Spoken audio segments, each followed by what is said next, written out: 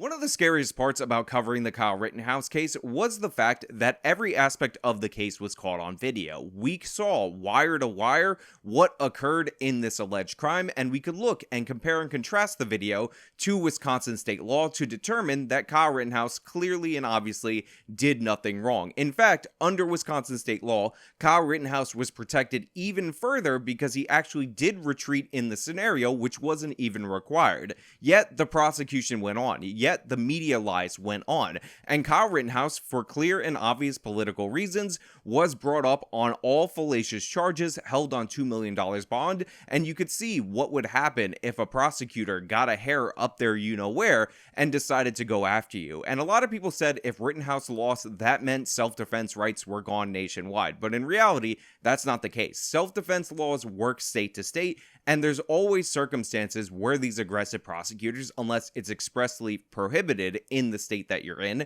can use a clear and obvious self-defense case to go after you for ideological purposes. And that's what we're going to talk about today. Today we're going to talk about the story of Jose Alba, who, just like Kyle Rittenhouse, had his incident caught on video, wire to wire, and it's clearly and obviously self-defense, and yet Alvin Bragg, the Manhattan District Attorney, has decided to charge murder despite the overwhelming evidence to the contrary. Now we're going to get into this case. We're going to do a deep dive, and I'm actually going to tell you how you can help Jose Alba, who is being targeted by the Manhattan District Attorney. But first, this video is sponsored. The sponsors let me cover intense stories like this, so we're going to throw it over to them, and then we're going to talk about it on the other side. Inflation is at 8.6% and climbing. You're going to need some help to get yourself back to financial safety. Call them, and the experts at Noble Gold will tell you all about a precious metals IRA, so you won't worry about a thing. And the thing is, if you call them quick and you set up a qualifying Noble Gold IRA, you will be gifted this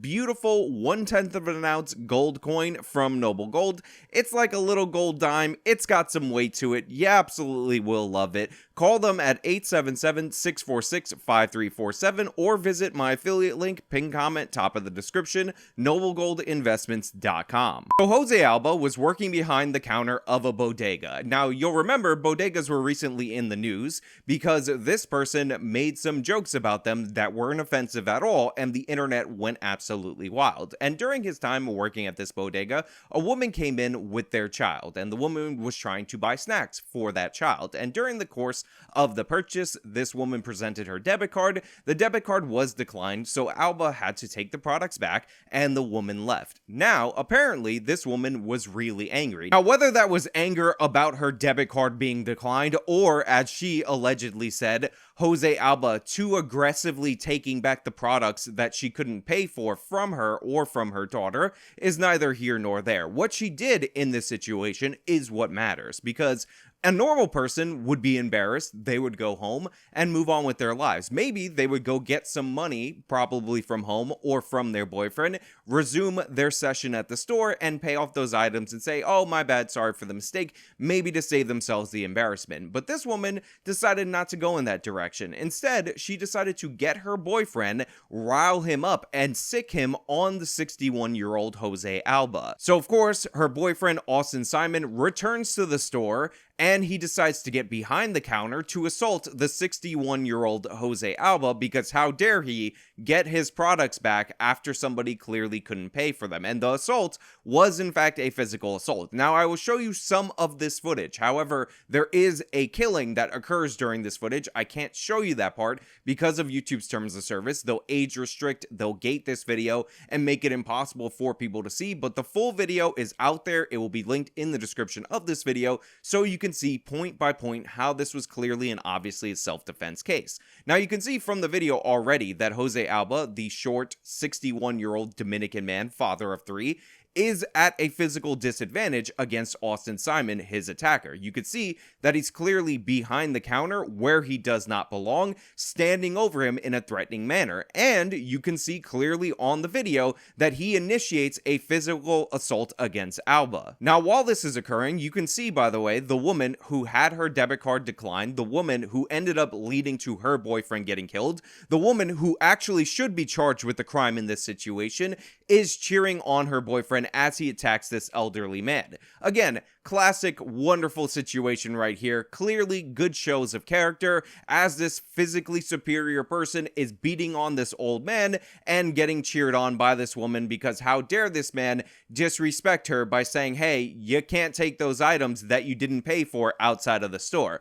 So the assault continued. During the course of the assault, Alba gets up and he begins moving away from his attacker. Now in New York, you have a duty to flee that situation. This doesn't mean that you have no rights to self-defense. However, it significantly limits your rights to self-defense, meaning you have to exhaust all reasonable options before you end up defending yourself, which is absurd because essentially what this is doing is advantaging the criminal over the person who's being attacked in their own store in a place where they're allowed to be, even though getting behind the counter and physically assaulting somebody is a legitimate threat that you should be worried about, and you can easily expect this to become a deadly encounter, in my opinion. So Alba begins to walk away, but you can see clearly in the video, and this is incredibly crucial, that his attacker, Austin Simon, is gripping him from behind. So this is not an escapable situation. At any point, like many of the videos that we've seen multiple different times on this channel, this could have resulted in a sucker punch. I mean, this guy has already assaulted a 61-year-old man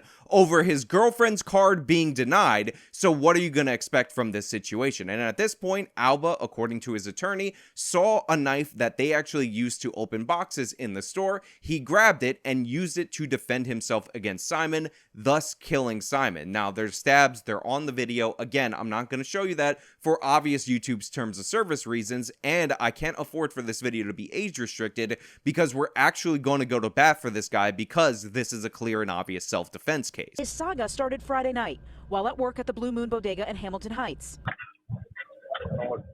This woman seen on surveillance video getting mad after she's denied a bag of chips because her EBT card is not working.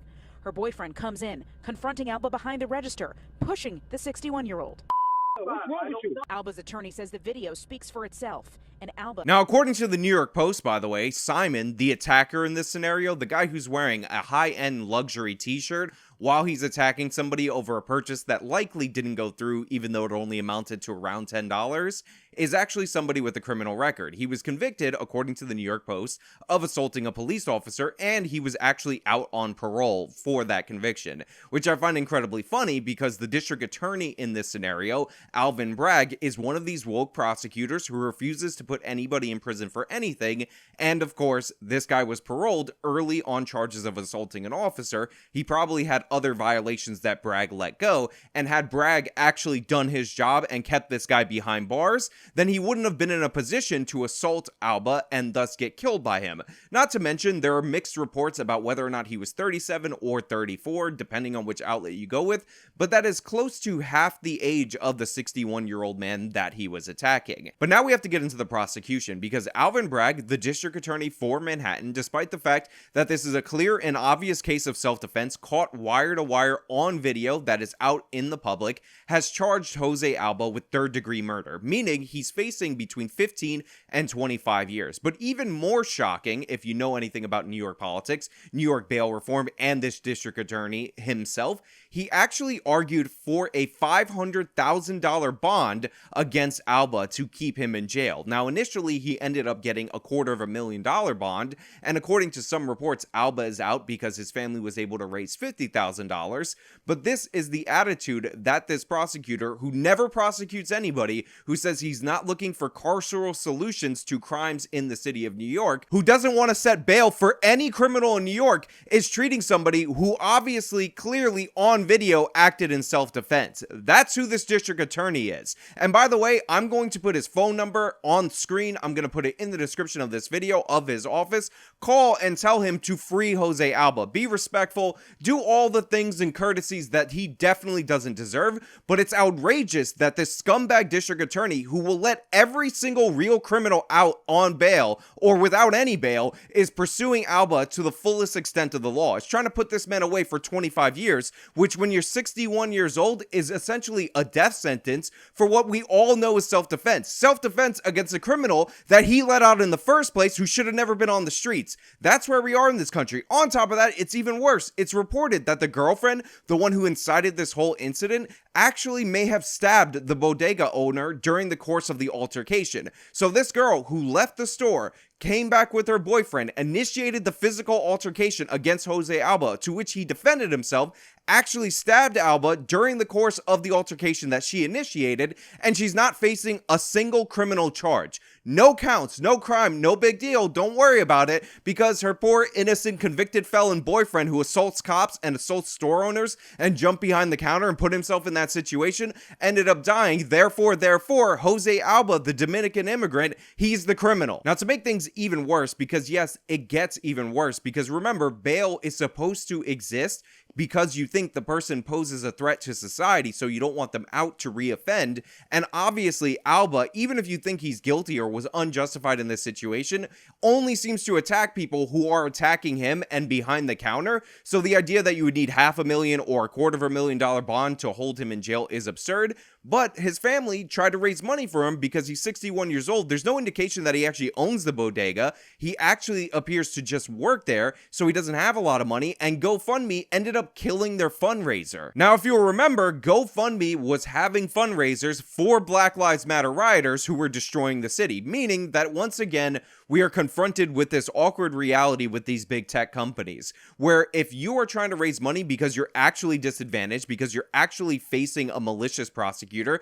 when it's caught on video, it's clear, obvious, and objective, everybody can see it, GoFundMe is going to cut you off at the knees. They're going to tell you to go screw yourself because that's their platform's ideological bend. But if you were to go in the bodega, destroy it, loot it, set it on fire, then you can raise money for those people's bail fund, because GoFundMe doesn't want to be considered a racist company, and rioting, looting, and destroying, that is essential civil rights activism in the current year that we're dealing with. So yeah, it's absurd that GoFundMe did this. I'm also going to link to the Give, Send, Go campaign, which is raising money for his legal expenses, and everybody needs to get on board with this case, just in the same way that they got on board with the Rittenhouse case, because while the left wing may not be doing a media smear campaign against the 61-year-old man, in reality, his chances of being convicted in the state of New York are exponentially higher than Rittenhouse's chances were, based on the way that the laws are structured. Like I said, you have a duty to flee in this scenario. So even though I will argue, and it's proven out by the video, that he could not flee while this giant dude was wrapped around his neck, grabbing on his shirt from behind,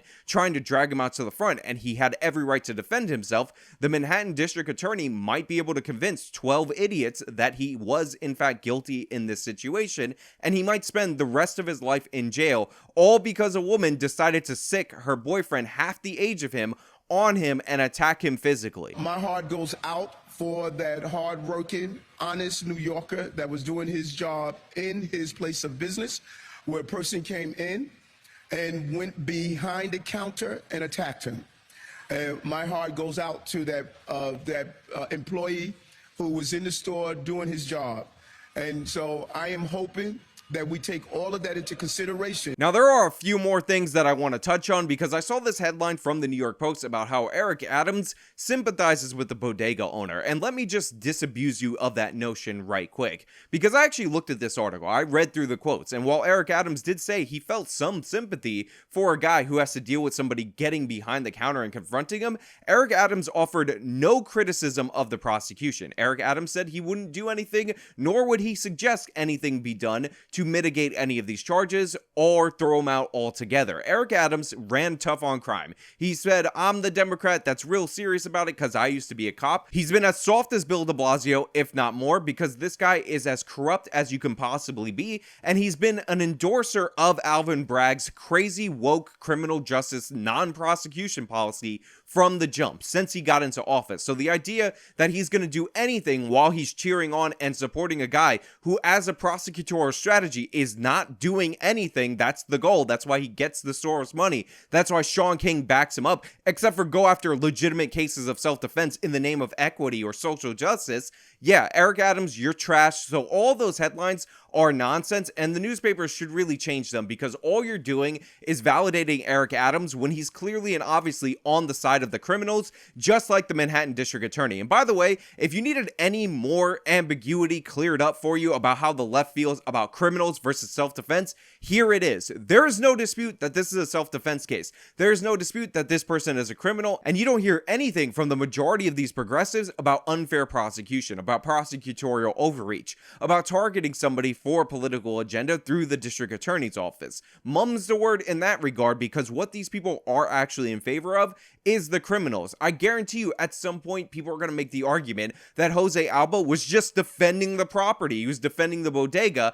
and a man's life is not worth a bodega. Apparently, a man's life potentially is worth being threatened over a debit card being declined for a $10 purchase, but this man's life defending the bodega, even though clearly and obviously he was defending himself from a potential lethal attack, no big deal. Don't worry about it. All good in the hood. Just enjoy it. You got to take that beat down, because we all know that the attacker, Austin, was systematically oppressed. I mean, he assaulted a police officer and was convicted of it. So obviously that means he was the victim in that scenario, because we all know the police are racist and that's unfair. They should have never let Austin out in the first place. The idea that he was paroled, the idea that his other violations that I'm sure we will see in the future didn't get him thrown back in jail, let him be out on the streets to attack people like this, is absurd, and nobody is to blame but the Manhattan District Attorney, but New York State lawmakers for creating laws and scenarios like this that are more likely to occur, and then targeting people for reacting to the environment that they've been placed in. Again,